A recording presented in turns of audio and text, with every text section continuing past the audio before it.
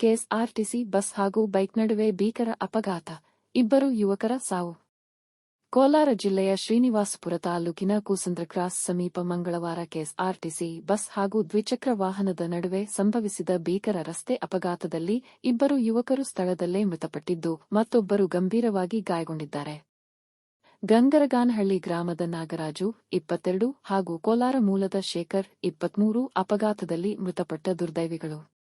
ಇವರೊಂದಿಗೆ ಪ್ರಯಾಣಿಸುತ್ತಿದ್ದ ಶ್ರೀನಿವಾಸ್ ಎಂಬುವವರಿಗೆ ತೀವ್ರ ಸ್ವರೂಪದ ಗಾಯಗಳಾಗಿವೆ. ಡಿಕ್ಕಿಯ ರಭಸಕ್ಕೆ ಬೈಕ್ ಸಂಪೂರ್ಣ ಜಖಂಗೊಂಡಿದ್ದು, ಇಬ್ಬರು ಯುವಕರು ಪ್ರಾಣ ಕಳೆದುಕೊಂಡಿದ್ದಾರೆ. ಗಂಭೀರವಾಗಿ ಗಾಯಗೊಂಡಿರುವ ಶ್ರೀನಿವಾಸ್ ಅವರನ್ನು ಸ್ಥಳೀಯರ ನೆರವಿನೊಂದಿಗೆ ಕೂಡಲೇ ಶ್ರೀನಿವಾಸಪುರ ಪಟ್ಟಣದ ಸರ್ಕಾರಿ ಸಾರ್ವಜನಿಕ ಆಸ್ಪತ್ರೆಗೆ ದಾಖಲಿಸಲಾಗಿತ್ತು. ಹೆಚ್ಚಿನ ಚಿಕಿತ್ಸೆಯ ಅಗತ್ಯವಿರುವ ಕಾರಣ ಅವರನ್ನು ಕೋಲಾರ ಜಿಲ್ಲಾಸ್ಪತ್ರೆಗೆ ರವಾನಿಸಲಾಗಿದೆ ಎಂದು ಪೊಲೀಸ್ ಮೂಲಗಳು ತಿಳಿಸಿವೆ. ಘಟನಾ ಸ್ಥಳಕ್ಕೆ ಗೌನಿಪಲ್ಲಿ ಪೊಲೀಸ್ ಠಾಣೆಯ ಅಧಿಕಾರಿಗಳು ಭೇಟಿ ನೀಡಿ ಪರಿಶೀಲನೆ ನಡೆಸಿದ್ದಾರೆ. ಈ ಕುರಿತು ಪ್ರಕರಣ ದಾಖಲಿಸಿಕೊಂಡಿರುವ ಪೊಲೀಸರು ಮುಂದಿನ ತನಿಖೆ ಕೈಗೊಂಡಿದ್ದಾರೆ.